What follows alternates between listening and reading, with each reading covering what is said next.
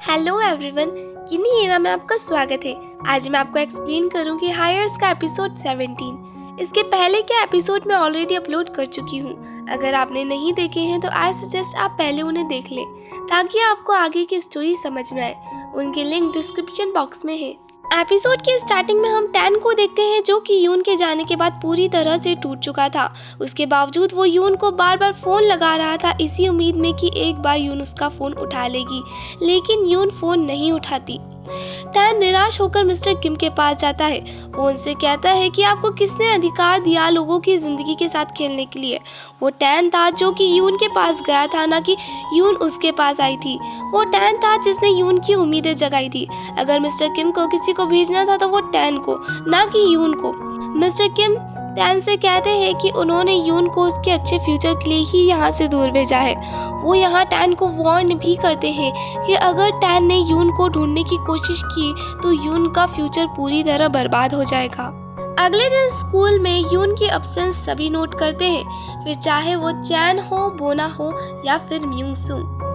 तभी टैन वहां आता है और चैन से यून के बारे में पूछता है, जिस पर चैन कहता है कि यून के यहाँ से जाने की वजह टैन है और अगर उसे यून के बारे में कुछ पता भी होता तब भी वो टैन को इस बारे में कुछ नहीं बताता। तभी वहाँ योंगडो आ जाता है और चैन से वही सवाल पूछता है जो कुछ देर पहले टैन ने किए थे, पर चैन ये कहकर कि वो इस बारे में कुछ नहीं जानता बोना को लेके वहाँ से चला जाता है।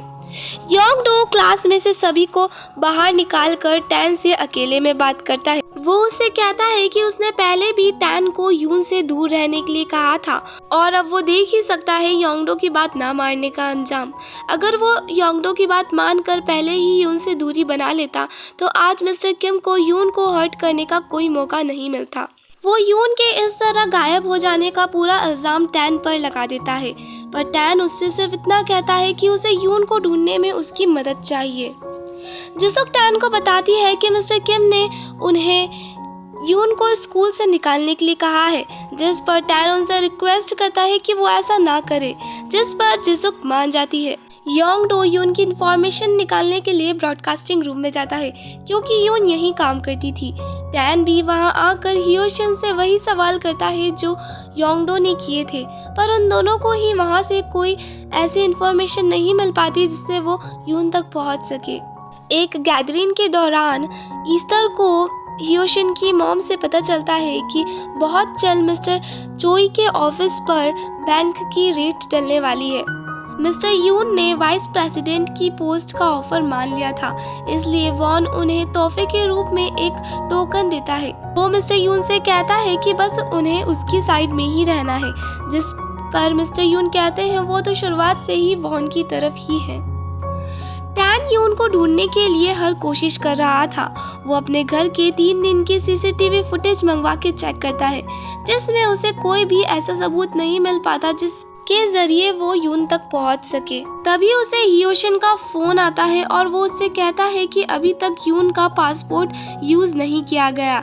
इसका मतलब ये था कि यून अभी भी कोरिया में ही थी। टैन ये बात योंगडो को भी बताता है। योंगडो यून को जल्द से जल्द ढूंढना चाहता था और इसके लिए उसे एक आइडिया आता है। वो अपने डैड के होटल के मेन पेज पर यून के नाम की एक पोस्ट लिखता है जिसमें वो खुद को प्रपोज कर रहा था। उसके बाद वो अपने डैड को फ़ोन लगा के कहता है कि जिस भी लड़की की ये हरकत है उसका पता जल्द से जल्द लगाना ज़रूरी है।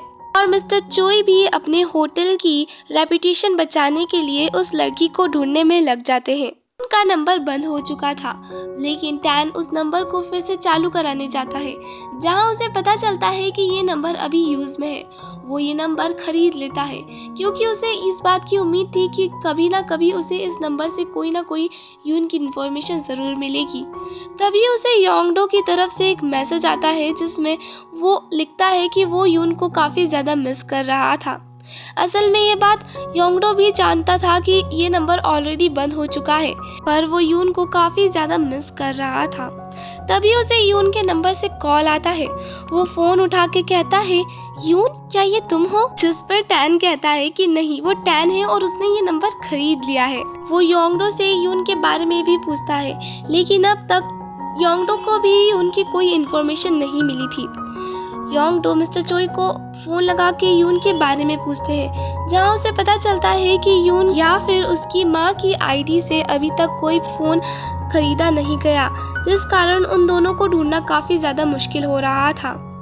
टैन यून को ढूंढने की पूरी कोशिश कर रहा था। तभी योंग-डो से मैसेज करके बताता है कि यून के अकाउंट से $24 हंगू डिस्टेंस की किसी शॉप पर पे किए गए हैं। टैन ये बात सुनने के बाद तुरंत ही हंगू युटेन की सभी शॉप्स पर फ़ोन लगाना शुरू कर देता है। फ़ोन लगाते लगाते उसे पूरी रात हो जाती है, पर सुबह होते ही उसका कॉल सही जगह लग जाता है, जहां का शॉप ओनर उन्हें बताता है कि एक लड़की उसकी माँ के साथ यहां आई थी, जो कि बोल नहीं सकती थी। टैन समझ जाता है कि ये यून ही थी। वो तुरंत ही यून के लिए वहां से निकल जाता है। मिस्टर किम भी अब जान चुके थे कि यून अभी तक कोरिया में ही है। असल में उन्होंने यून को यहाँ से भेजने की जिम्मेदारी मिस्टर यून को दी थी, लेकिन मिस्टर यून ने उन्हें दूसरे शहर में शिफ्ट कर दिया था और मिस्टर किम इस बात को लेकर काफी ज्यादा परेशान दिख रहे थे। यून अब स्कूल नहीं जा रही थी। वो एक स्टेशनरी शॉप में पार्ट टाइम जॉब वर्क कर रही थी, जिसकी ओनर का बिहेवियर काफी अच्छा था। यून की माँ को कोई भी काम पर नहीं रख रहा था क्योंकि वो बोल नहीं सकती थी। यून और टैन दोनों ही एक दूसरे को काफी ज्यादा मिस कर रहे थे। टैन उस शॉप पर पहुंच जाता है, जहां ओनर उससे बताते हैं कि ये लड़की कुछ देर पहले ही यहाँ से एक ग्लव्स लेकर के गई है। ये बात सुन के टैन काफी ज्यादा खुश हो जाता है। वो यून को ढूंढने के लिए इधर उधर जाने लगता है। उसे एक घर के बाहर वही टी शर्ट सूखती हुई दिखती है जो उसने यून को अमेरिका में दी थी। तभी यून भी बाहर आ जाती है, पर टैन यून के पास नहीं जाता। वो यून को दूर से ही देखता रहता है और फिर वापस घर चला जाता है। योंग-डो को पुलिस का फोन आता है, जो कि उसे बताती है कि यून का पता लग चुका है। योंग-डो यून का बेसब्री से इंतजार कर रहा था। उसके सब्र की अब हद हो चुकी थी। तभी यून वहां आ जाती है। योंग-डो यून को देखते से ही उसे गले से लगा लेता है, ये तसल्ली देने के लिए कि यून सही सलामत है। योंग-डो और यून बीच पर टहल रहे थे। योंग-डो यून से पूछता है कि क्या वो अब कभी भी सियोल वापस नहीं आएगी, जिस पर यून कहती है वो वापस आएगी तब जब टैन उसे भूल जाएगा, जिस पर योंग-डो कहता है कि फिर तो वो जल्द ही मिलेंगे और वहां से चला जाता है। मिस्टर चोई योंग-डो से यून के बारे में पूछते हैं, जहां योंग-डो ने बता देता है कि ये वो लड़की है जिससे वो प्यार करता है और वो पोस्ट यून ने नहीं बल्कि योंग-डो ने करी थी, क्योंकि यून गायब हो चुकी थी और यून को ढूंढने के लिए उसे इससे ज़्यादा बेहतर तरीका और कुछ नहीं लगा। मिस्टर चोई को ये बात सुन के काफ़ी खुशी होती है कि अब योंग-डो मैच्योर हो चुका है। वो अपनी गलतियों के लिए गिल्टी भी फील कर रहे थे। मिस्टर चोई ईस्टर के साथ एक फैमिली डिनर पे आते हैं, जहां उन्हें एक कॉल आता है। असल में मिस्टर चोई ने उनके होटल पर पड़ने वाली रेड को रोकने की काफ़ी ज़्यादा कोशिश करी, पर वो उस रेड को रोक नहीं पाए। पर तभी ईस्टर उन्हें कहती है कि वो मिस्टर चोई से ये रिश्ता तोड़ना चाहती है। ये सुनकर रीचल और योंग-डो दोनों को ही काफ़ी ज़्यादा शौक लगता है, लेकिन वो इस बारे में कुछ भी सवाल नहीं करते। रीचल ईस्टर से पूछती है कि क्या मिस्टर चोई अरेस्ट हो जाएंगे, जिस पर ईस्टर उससे बताती है कि ऐसा कुछ नहीं होगा। हाँ, उनकी फैमिली को कुछ समय के लिए परेशानियाँ हो सकती हैं, लेकिन कुछ समय बाद सब कुछ नॉर्मल हो जाएगा। ये बात सुनकर रीचल को तसल्ली होती है। वो उससे पूछती है कि उसे योंग-डो की चिंता क्यों हो रही है, जिस पर रीचल उसे बताती है कि एक योंग-डो ही था जो ये समझ सकता था कि उसकी शादी से उसे कितना ज़्यादा इफेक्ट हो सकता है। टैन वॉन के पास जाता है और उससे कहता है कि वो वैसा ही करेगा जैसा वॉन चाहता है। वो सारे शेयर्स भी उसे दे देगा और वापस अमेरिका भी चले जाएगा, पर बदले में उसे यून को टैन और मिस्टर किम से बचाना होगा, क्योंकि जब से वो यून की जिंदगी में आया है उसकी जिंदगी खराब हो चुकी है। वॉन उससे पूछता है कि क्या इसका मतलब वो यून से कभी नहीं मिलेगा, जिस पर टैन उससे कहता है कि वो एक आखिरी बार बस उससे मिलेगा, उसके बाद वो यून से कभी नहीं मिलेगा। यून स्टोर से बाहर निकलती है, तभी उसे टैन दिखता है। वो उसके पास आता है। यून उससे वहां आने की वजह पूछती है, जिस पर टैन उससे सॉरी कहता है उसकी ज़िंदगी बर्बाद करने के लिए। वो उसे हर एक चीज़ के लिए सॉरी कहता है जो उसे आज तक टैन की वजह से सहनी पड़ी, और वो उससे कहता है कि वो आज के बाद यून से कभी नहीं मिलेगा और वहाँ से चला जाता है। यून उसके जाने के बाद वहाँ काफ़ी ज़्यादा रोती है। टैन मिस्टर किम के पास आता है और उनसे कहता है कि वो जीत गए और टैन हार गया। अब बिल्कुल वैसा ही होगा जैसा वो चाहते थे, पर अब उन्हें यून की ज़िंदगी में दखलंदाजी करने का कोई हक नहीं है। पर मिस्टर किम के पत्थर दिल को तो जैसे कोई फ़र्क ही नहीं पड़ता। टैन का बिहेवियर अब काफ़ी ज़्यादा बदल चुका था। वो अपनी माँ से भी बात नहीं करता। वो खुद को कमरे में बंद कर लेता है। वो क्लास में भी बिल्कुल ध्यान नहीं देता, जिसको योंग-डो और यूनजू दोनों ही नोट करते हैं।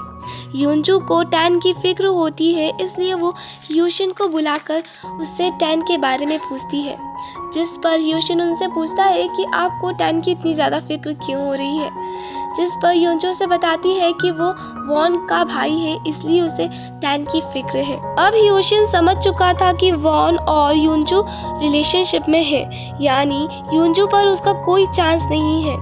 वो वहाँ से बिना कुछ कहे चला जाता है। यून से अलग होने के बाद टैन देवदास बन चुका था। वो हर जगह यून को ही मिस कर रहा था। वो देखता है कि मिस्टर किम के लिए एक एनवेलप आया है। वो गुस्से में उस एनवेलप को फाड़ देता है, जिसमें यून और उसकी माँ की तस्वीरें थी। इसका मतलब था कि मिस्टर किम अभी भी यून पर नज़र रखे हुए थे। वॉन उस लड़की से मिलने आता है जिसका रिश्ता जिसुक ने उसके लिए ढूंढा था, लेकिन वो लड़की काफ़ी ज़्यादा बदतमीज़ थी। वो उससे कहती है कि अगर वॉन उससे शादी करना चाहता है तो इस नंबर पे फ़ोन लगा दे, ताकि वो अपने बॉयफ्रेंड से मिलने जा रही है। वॉन उसका इतना बेकार बिहेवियर देखकर वहाँ से चला जाता है। तभी उसे पुलिस स्टेशन से फ़ोन आता है, क्योंकि टैन पुलिस स्टेशन में था बिना लाइसेंस गाड़ी चलाने के लिए। हालांकि वॉन भी यही चाहता था कि टैन पूरी तरह से बर्बाद हो जाए, लेकिन आज टैन को इस हालत में देखकर उसे काफ़ी ज़्यादा बुरा लगता है। वॉन मिस्टर किम से यून को वापस लाने के लिए कहता है। वो उनसे कहता है कि आपने पहले तो अपने एक बेटे की ज़िंदगी उसको उसके मतलब से नहीं जीने दी, कम से कम अपने दूसरे बेटे को तो उसकी ज़िंदगी उसके हिसाब से जीने दे। जिस पर मिस्टर किम उससे उल्टा उसकी डेट के बारे में पूछते हैं। यहाँ वॉन समझ जाता है कि मिस्टर किम के पत्थर दिल को ज़रा सा भी फ़र्क नहीं पड़ने वाला। यूशिन उसके और रेचल के बीच की ऑकवर्डनेस को कम करने की कोशिश करता है, पर रेचल भी उसे फुल इग्नोर करती है। आज जिसुक कंपनी की एनिवर्सरी थी, जहां पर भी टैन का ध्यान बिल्कुल नहीं था, और वहां आए सभी गेस्ट टैन के बारे में बातें बना रहे थे उसके चेहरे को देखकर। योंग-डो टैन को एक क्लब से बाहर निकलते हुए देखता है, जो कि काफ़ी ज़्यादा ड्रंक था और कुछ लोगों से पंगा भी ले लेता है। योंग-डो टैन को वहाँ से बचाता है।